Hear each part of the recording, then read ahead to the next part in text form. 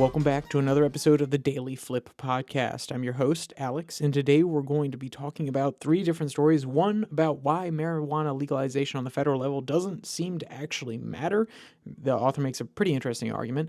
Why Kamala Harris should not actually focus on the economy as she goes in for this 2024 election season.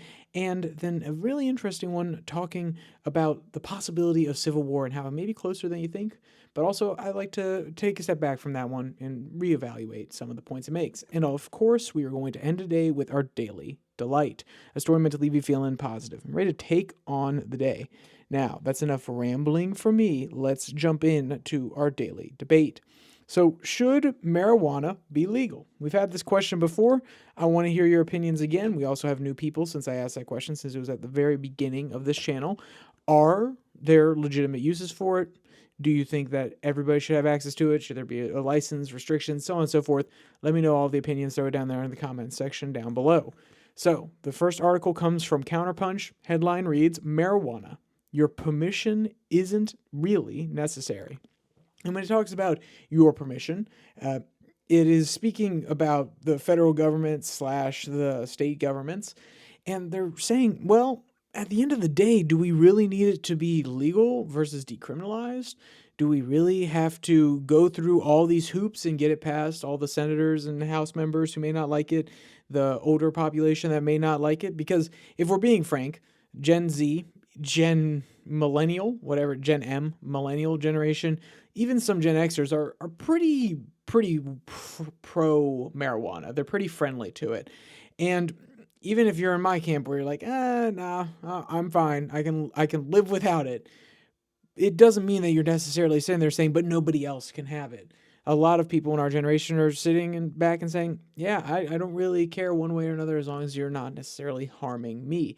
Then again, opinions may change as people get older. Maybe they see negative effects in their friends. Maybe they see negative effects in their community. Maybe they're afraid that their children might actually start using these sort of drugs, especially now that they're extremely potent. And I just want to really put the phrase out there, put the idea out there, that if marijuana versus the 1980s versus now is 10 times, maybe even 15 times as potent, imagine when we have kids, when Gen Z has kids in another 20, 25 years, and maybe even when by the time they're actually participating in this in a really ideal world, if they're going to participate, hopefully it's later on. So give that another, maybe you have kids in 10 years and then 20 years after that, more or less, maybe like 18. So 30 years from now, imagine how much more potent it could be.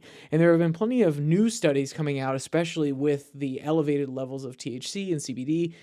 There have been new studies talking about the possibility of people actually having different psychotic incidences with it because it is such a more potent form of the drug, or at least the THC and the CBD within the marijuana is so much stronger that it has more drastic effects and has been known to cause some sort of psychiatric issues in a certain subsect of the population. Now imagine if that continues to gain in potency and it affects more people. Also, there's also the fact that though I've always looked at the research and said, is marijuana actually addictive? And some research has come back and forth on that nowadays. Some people that are trying to debunk the value of marijuana and really push back against this movement have been saying, yes, it actually is addictive. But even then, I would always phrase it as maybe the substance itself, THC, CBD, these substances aren't necessarily addictive, but people get addicted to the feeling. Then again, I've also known plenty of people in my life who are able to operate by using it casually, and there's no biggie. They literally go about their normal day. Maybe they relax 1 or 2 days of the week by using some sort of marijuana product, and they have no change in their, how should I say? Maybe you could argue that they have a change in their productivity after they consume some of these things, but overall they're still able to operate as a normal member of society and relax and have a good time when they're home. And it doesn't necessarily affect everything in a negative way. So these are obviously all the things that are swirling around it, and I really thought it was important to bring up that fact that if we've seen such an increase in potency over the last 40 years, why can't we see the same thing going forward the next 30 years? And we have to evaluate whether or not it'll be a problem at that point. because in small doses, plenty of drugs are completely fine. I mean, we use some opioids for painkillers, and yet in larger quantities, even though opioids on almost any quantity are addictive, on larger quantities they can be much worse for you. Or as we've created more potent drugs, we have to limit the amount that we give to people. So maybe the tablet sizes get smaller, maybe the I don't want to say injection, but maybe the amount of liquid an IV infused with some of these drugs, we actually give them less of it, or we have it on a slow drip, such as morphine when you're in the hospital. So these are serious questions, and as things are picking up in the weed industry, we can't avoid this because at the end of the day, people are always going to want a better product.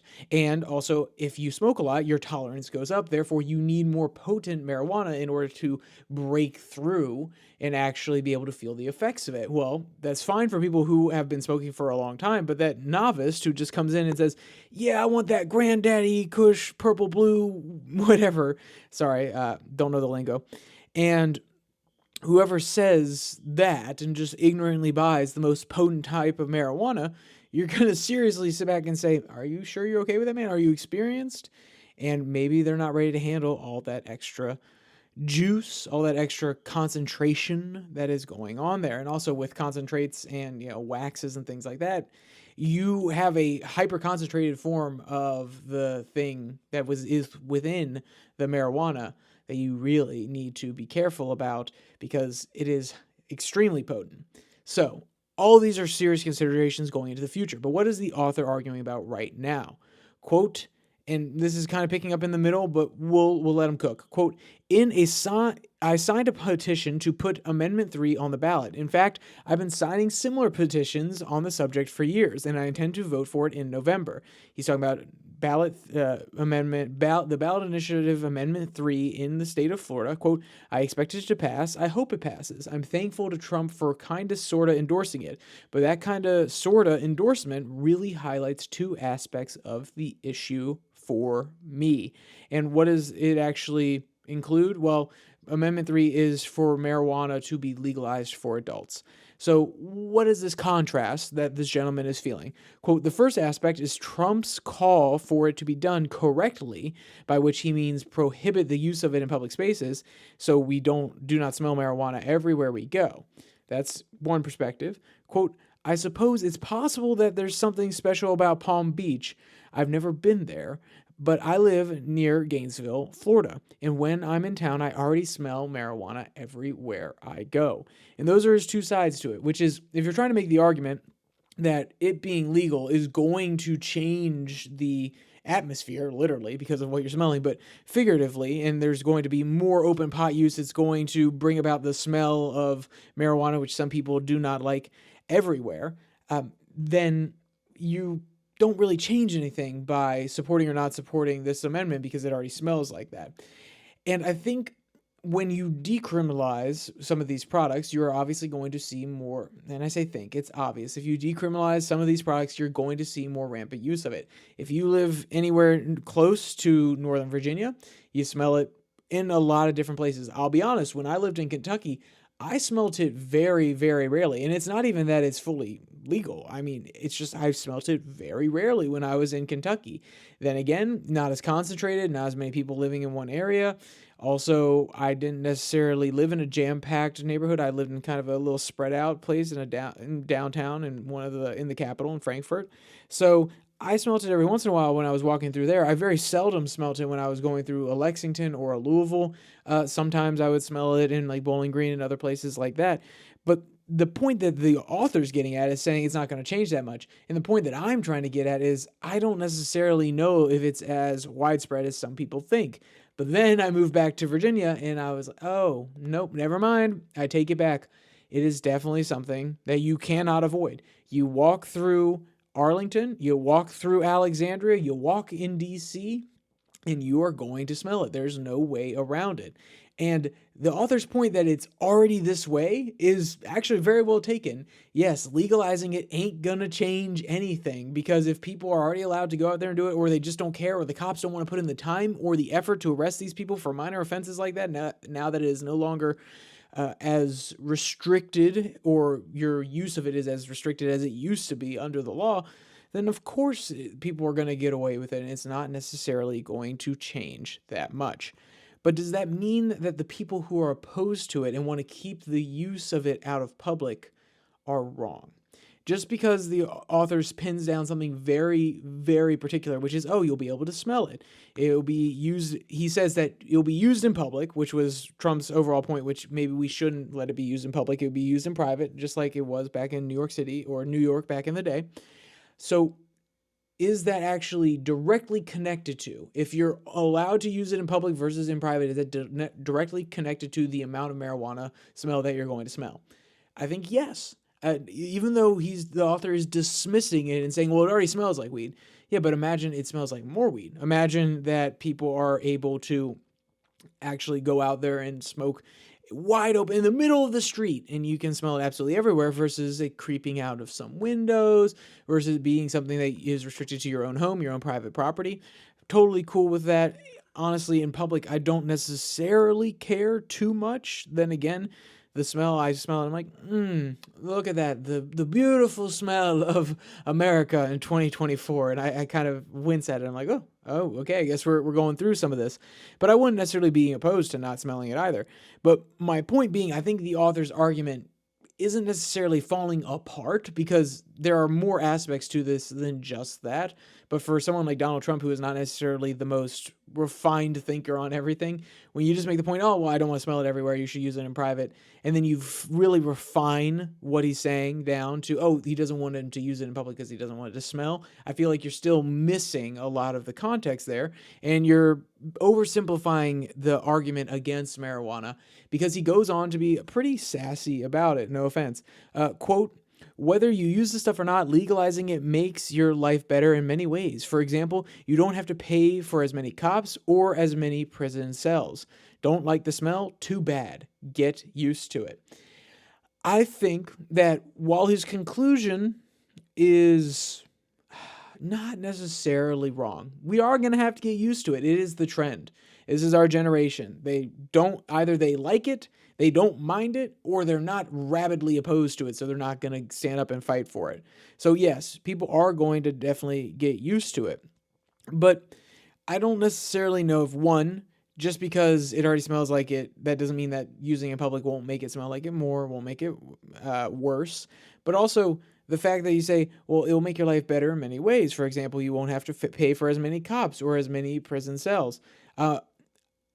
I'm gonna take a wild guess here and say that the amount of arrests for drugs specifically has been relatively even across the states that have decriminalized versus not decriminalized marijuana. And what I mean by that is not weed specifically, but overall, the arrests are going to be pretty similar, or at least if you look at the two places and you hold them against not each other, but you hold them against their pre-legalized or decriminalized statistics, it's not going to be that changed, because guess what? At the end of the day, they have certain metrics that they need to hit to prove that they're effective, so on and so forth. So they're just going to move it to another location. So you're still probably going to have to pay for the police department.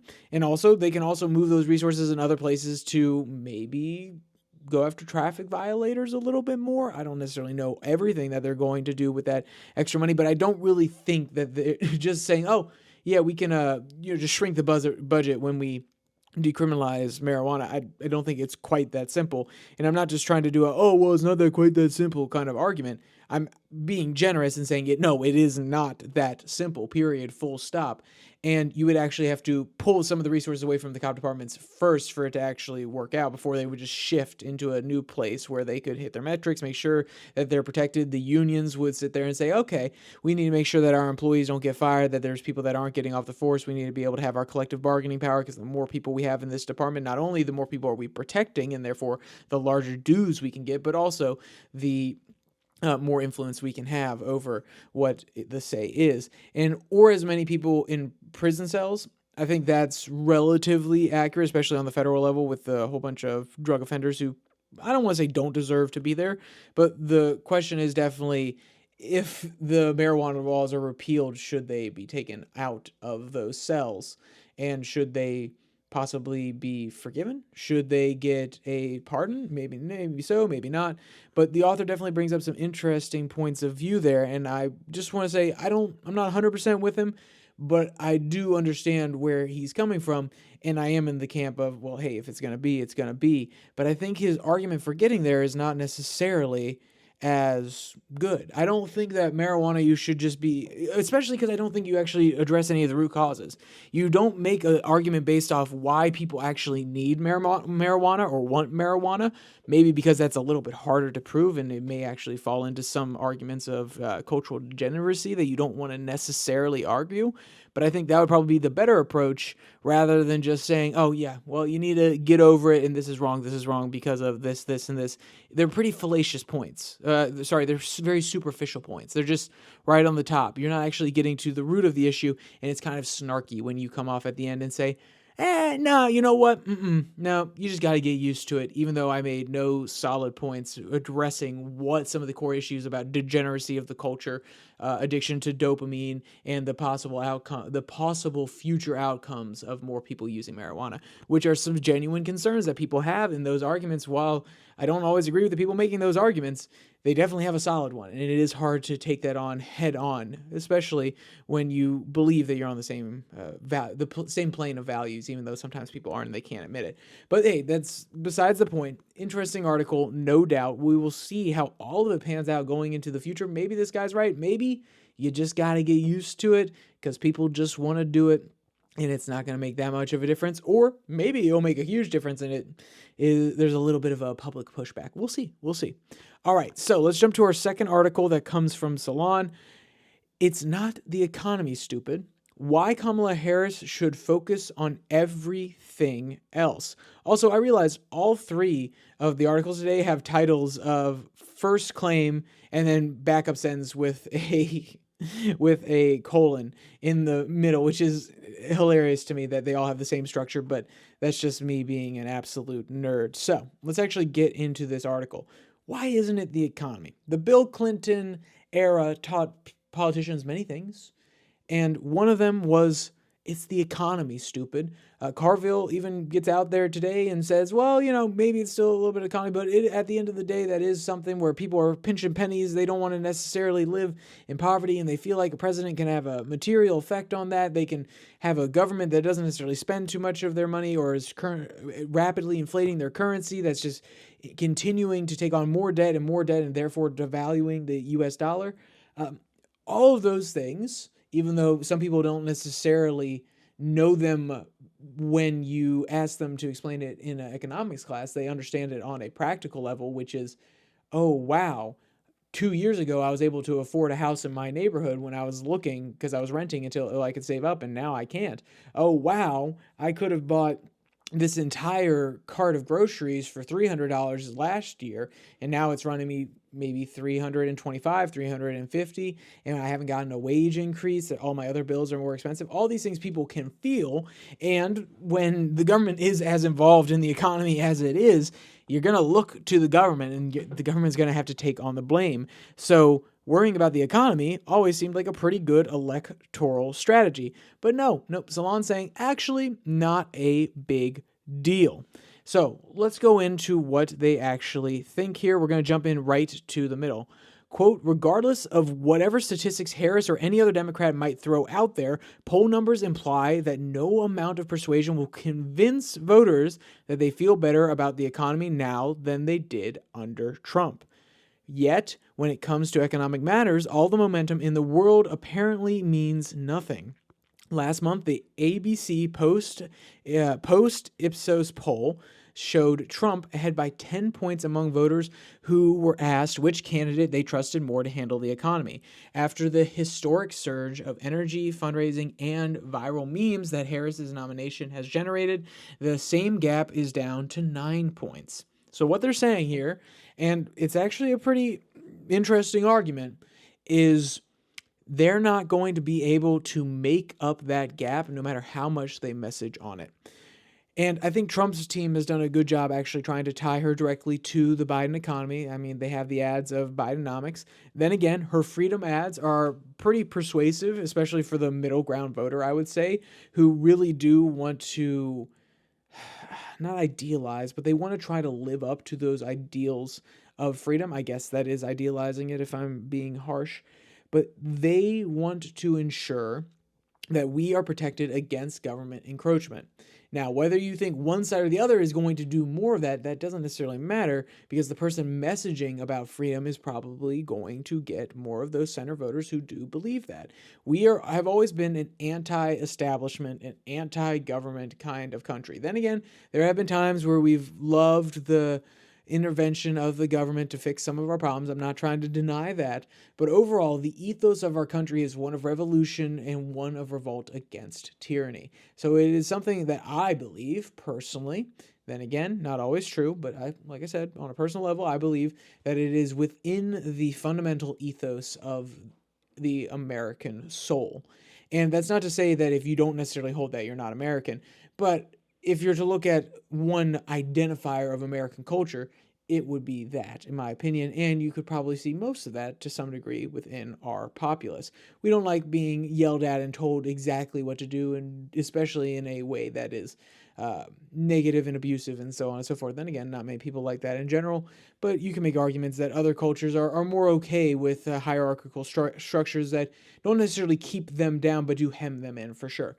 But what they are trying to really, really go at here with their freedom message is that, hey, we're going to make sure the government is out of your life. We're appealing to them. They're appealing to them on issues such as abortion. They're appealing to them on housing and the freedom to prosper here in America and have good housing, whether it be to have a better supplemental income for raising a child, all of these sort of things, freedom from economic worry, freedom from the government telling me what you can do with your body, freedom from the local school board banning certain books that you think are important to your child's education. All of these things would fall into the freedom from category that the Harris Wallace campaign are very, very willing to lean into. And what Salon is saying is, if you can't make ground on the economy, then you have to focus on these different issues. And I think it is brilliant in that they have an alternative message that truly works, that they are able to actually capture something special within the American people. They're able to capture a mood and bring it to fruition in a campaign message. They're able to capture it, use it, and basically pump up their own sales by talking about it and then getting everybody else to come in and help them blow those sales with a giant fan. Now, does that mean it can overcome the 10% that, or at this point 9%, that say they prefer Trump to the economy? That's what I don't know. Because Salon is right. Harris does not necessarily have the economic issues on point, and she needs to have some messaging on it, but those other things are going to be more important since people aren't moving on the economy. And my question would be, yes, or my statement would be, yes, that's fair, focus on those other things, but maybe you should focus on eating into that economy too, because I don't know if being 9% down on the economy and having all these other freedom messages is really going to convince people at the bottom line, literally when they walk into the voting booth, they have not decided, and they hear Kamala Harris saying, you are going to have the freedom from blah, blah, blah, blah, blah, we're not going to allow them to take this. Those all sound great. Versus Donald Trump saying, I'm going to make sure that the economy is thriving again and that you can find a good job, you can pay for your family essentials. I think nowadays, even though that ethos of freedom from the government intervening, and we've seen plenty of ballot referenda saying this exact same thing, any sort of encroachment, whether it's for or against certain issues, from either side of the political aisle, it always comes out, government, get out of my life. While I think that message is extremely, extremely potent, I also know that we are a culture that understands money, that understands the value and practicality of it, and sometimes probably focuses a little bit too much on it.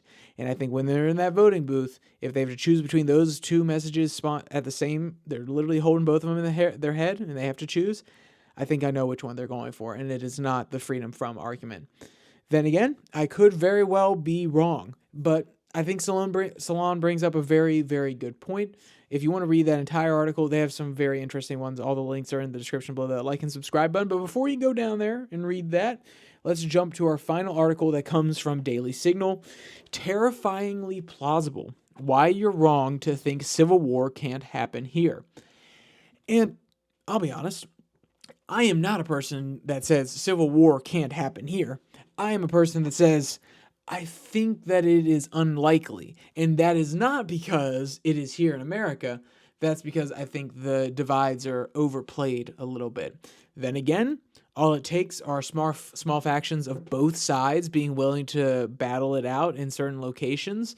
And that's what the author would call a civil war, not necessarily state versus state, not necessarily exurban or suburban, but literally battles within cities. Imagine you have a whole bunch of chops all across the nation. You have the Independent Republic of Trumpistan. You have the Independent Republic of Berniestan. You have the Independent Republic of Joe Manchin-stan. And all these different locations, people have pushed back and revolted against the government. They're defending their own little land there. They come to blows with other people who have different values than them. And this could be, or even just fighting in the streets that aren't necessarily divided into little segments of the city that they've taken over, like the CHOP in Seattle, or I take that back. They haven't taken it over now. They took it over during the Summer of Love. But the point being that the author is trying to really explain to the reader that it is not as simple, and I know I've used that a lot. Oh, it's not as simple as this. But it is not as straightforward as one would think, especially in an era where we are used to a little bit of more urban warfare. We're used to the insurgency tactics, the guerrilla warfare, the using other people as human shields. These have become practices and tropes that American people are fully used to, or at least have been heard to be used in other places. And for all we know, it could very well happen in our own nation. Quote, one of our events was a crisis over the debt, which would issue forth in a new Tea Party movement, Howie tells the Daily Signal podcast. He calls it it's just completely random that we happen to use that phrase, which the Tea Party movement adopted in 2010. Then they also talk about a weapons of mass destruction attack on New York. They say that that's similar. So these are all pivot points. These are all events that could very well lead to the next civil war from the author and historian Neil Howie, or it could just be Neil Howe if the E is silent. Sorry, sir, for mispronouncing your name. So he said one is the new Tea Party movement because of the debt. The 9/11 attacks is reminiscent to a WMD attack on New York. COVID and being a pandemic that affects the entire world, but also the United States was one of them. And then the rise of Russia invading another post-Soviet Union nation was one. The last one, which I would agree is actually the most likely one, is a nullification crisis, where you see a state basically say, nope, we're not going to go along with your federal laws. And if anything, that could lead to another secession crisis. I don't see that one happening particularly unless it's Texas. I'll be honest, I don't think, some people have argued that California would leave. I have a hard time because of the network connections of the really rich people there, but also the Democratic Party there, that I highly doubt California would secede. I do think that it's more likely in Texas, but still it's a little bit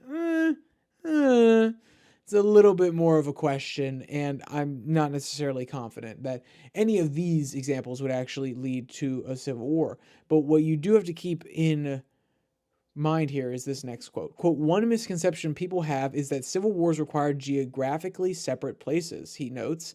That is not true. And take a look at the Spanish Civil War. That was a brutal, horrible war, and there was very little geographical continuity about it. It was like honeycombed. The Civil War in China was the same way. And when he said the Civil War in China, because I haven't actually read up on the Spanish Civil War, but when I read up on the Civil War in China, I was definitely illuminated when you have both parties, both actors, both armies taking multiple cities, taking them back and forth. They weren't necessarily popping up in the exact same location. You're bombing cities that are thousands of miles inland in order to get to your target rather than just marching an army straight up in there. So it's definitely something that we cannot ignore, and to pretend as though the situation has not changed and evolved, and military tactics haven't changed and evolved, and that people aren't willing to do drastic things for what they believe, it would be naive of us to at least not take into consideration the fact that any of those things could happen. So I'm not trying to scare anybody, but I always want to make sure that we're honestly talking about some of the conversations that are happening within the nation. And I think this article is worth much more exploration. Like I said, link in the description. Go down there, find the article, give it a good read. If you haven't read Neil Howie before, I didn't read him before this. It gives more explanation of his worldview throughout. I think some of his books would actually be more interesting to take a deeper dive. But for us young people, this was not something, I mean, I wasn't born when he was doing most of his major writing. Most of his major writing probably happened towards the middle part of my dad's life. And I'm sure he grabbed one of the books when it was really famous. But for us younger people, we haven't necessarily heard these arguments, at least to the same degree. Maybe they're said in passing. Maybe you learn about them in political science. But take some more time, sit down with this article, maybe read some of his books, because it's a fascinating idea of the dissolving of a nation. And we definitely need to keep that in mind to make sure it doesn't actually happen to us. So let's jump to our last article that comes from Scoop Upworthy. Headline reads, "It's our daily delight. Cat's reaction upon receiving an adorable gift from dad has left everyone in awe." And I'll be honest, this cat got a little pillow underneath the face. Dad moved his hand, and then the cat went straight passed out on it. It's absolutely adorable. If you want to check out that video, like I said, also any of the articles from today, you can find all of them in the link in the description below that like and subscribe button. Also down there, you can find the podcast on Spotify, Pocket Cast, Podvine, as well as the Twitter handle at Your Daily Flip, where I post a Twitter tirade every Tuesday and Thursday. And also check out 6 and 6, 6 stories from around the world in 6 minutes or less. That comes out the same day, but over here on the YouTube and on the RSS feed. So, with everything said, everything out of the way, there's only one more thing to say. Stay safe, don't die.